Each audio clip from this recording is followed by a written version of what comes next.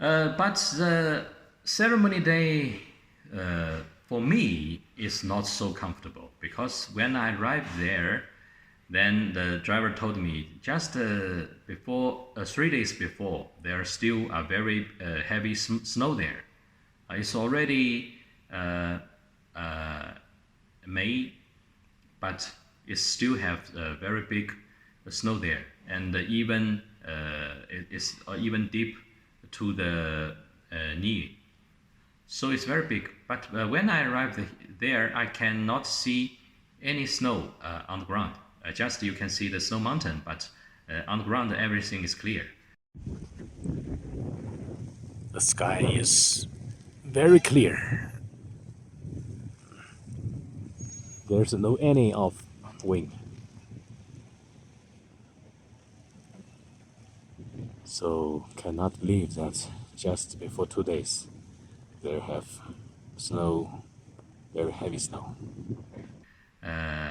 Yes, also in that area, it's about 4,600 meters high altitude.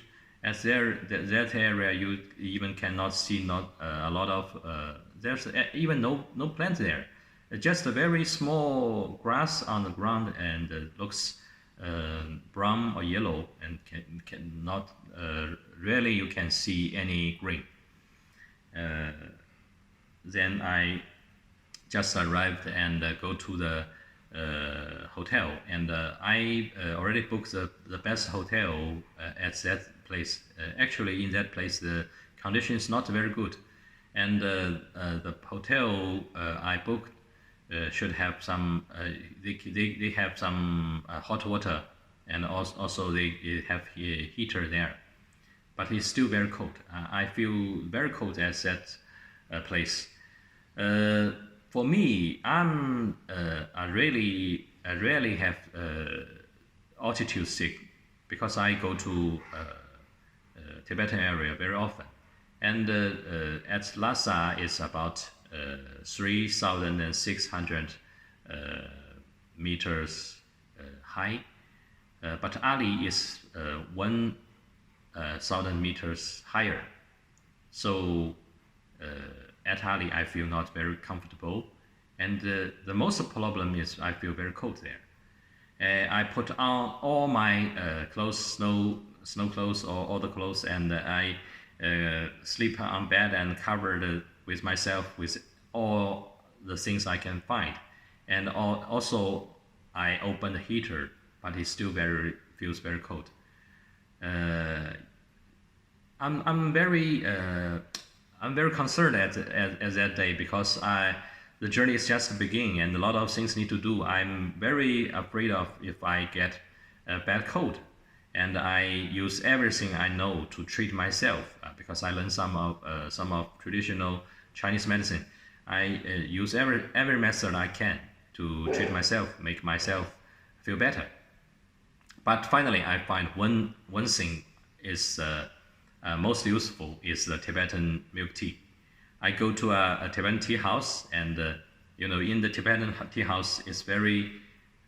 If you go inside, the outside is very. The sun is shining. It's very bright, but you go to inside the Tibetan tea house. It's very maybe how to say gloomy, dark, but they have a very big stove there, so you can make fire, and it make people feel warm.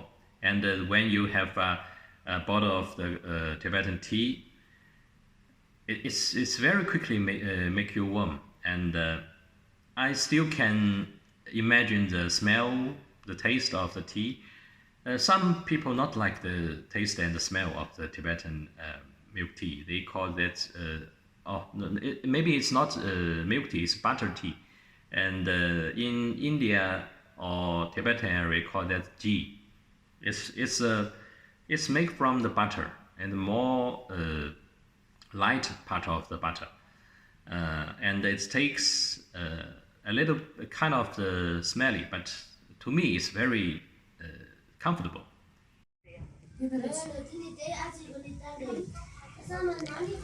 Now I'm at a Tibet tea house and order butter tea for myself and keep myself warm. And sometimes also people can put the ghee into your nose and then go to sleep. It will calm the energy and make people feel better, feel more calm, and to get used to the high altitude. And after the tea, I go back. I come back, feel much better, but still not very comfortable. Still not feels like normal, but it's better. And then I went to sleep and not sleep very well, but I used the ghee method to into my nose. Then it made me more comfortable. And the next day, it should be the first day for this holy journey, because this day is a full moon day, and also that day we'll have the eclipse, and also that day I will, according to Lento's instruction, I need to circle the Holy Lake by car. Day 4 of the Kailash Travelogue, May 26th. The daily seed is number 17, the faith, locating the like. The transformation associated with this seed is uniting the reflective form of expression. The lake is the reflective form. Reflection occurs first. Reflection, then inception. Out of reflection, the process begins. So I asked the driver, it take how long time to circle the Holy Lake by car? And the driver told me that it's maybe 4 hours is enough. So we also need to do something at the lakeside. The time it should be the 7:30 p.m. It's the moon eclipse time. So I think maybe we should start at the afternoon time, not too early. So at that morning, I go to the Tibetan tea house again to have my breakfast. But the lady, the owner of the Tibetan tea house, the lady, she asked me and pushed me, you should be eat quicker, and otherwise you will miss it. I asked her, I miss what? You will miss the ceremony. What kind of ceremony? Oh, that's the Vesak day, and they have a very big ceremony at the start point of the circle the mountain. And there is a place the local people call the flag square. The people always hanging a flag there, and there is a very big pillar there. And every year at that day, they will put down the pillar and take all the old flags from that pillar, and then they will put it stand again and hang the new one. Every year they change it. So that's the most big ceremony there. But it's a little bit concerned. I'm concerned about that. The thing I need to do is the Lentils asked, is that okay to make them how to say mix together because the ceremony is the Buddhist vegetable. Is that correct thing to make them together? So I'm a little bit wondering about that. So should I go to the mountain? So when I finished my breakfast with the ladies pushing, and I go back to my hotel room, and I use the moon wing to toast for the answer. Should I go there?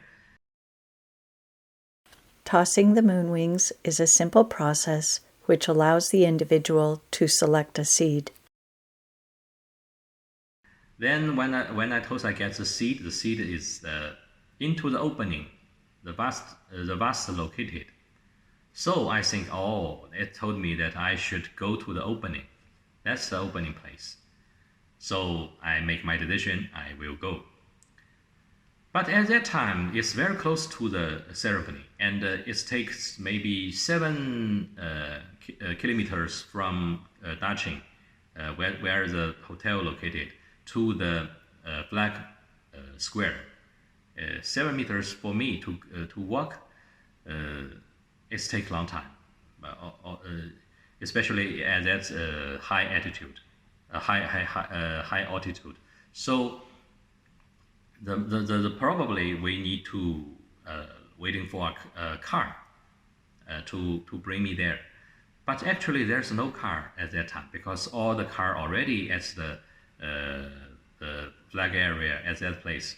So I'm just go outside the hotel and wandering at the street and waiting for maybe I can very fortunately have some car. And yes, unfortunately, the car is coming just behind me. There's a car coming and I'm waving, and then I get in the car and there's the driver is Tibetan.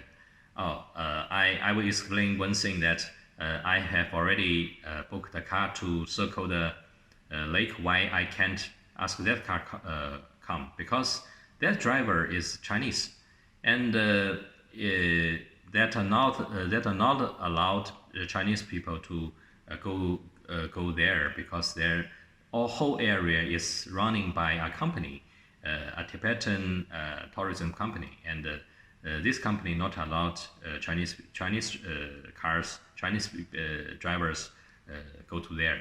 You need to call for the car from the company, or at that day, just that day, you can also can take cars by Tibetan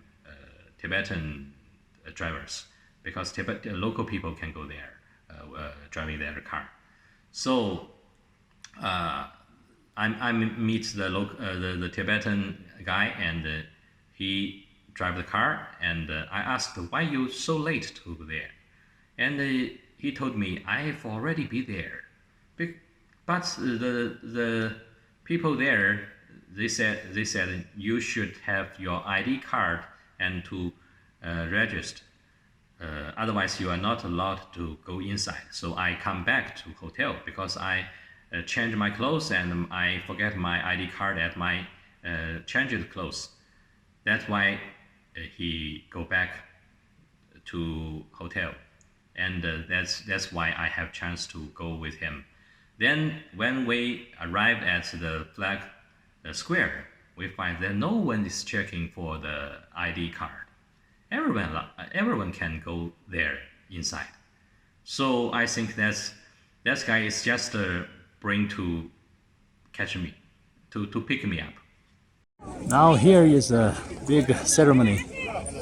It's a flag square, the star point, and you can see the mountain, and you can see there's a, how to say, they hanging something that all the flag will hang on that stick, and all the local people gathered here. It's the most important day for Buddhism, for Buddhists. These all the flags will hang on these sticks.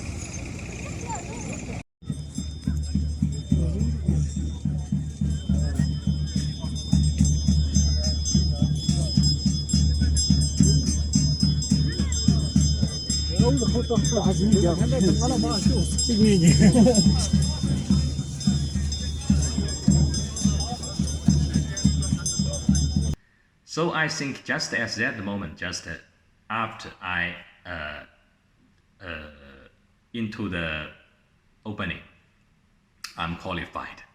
I finally can finish the task. At that time I have this kind of confidential. I can do it.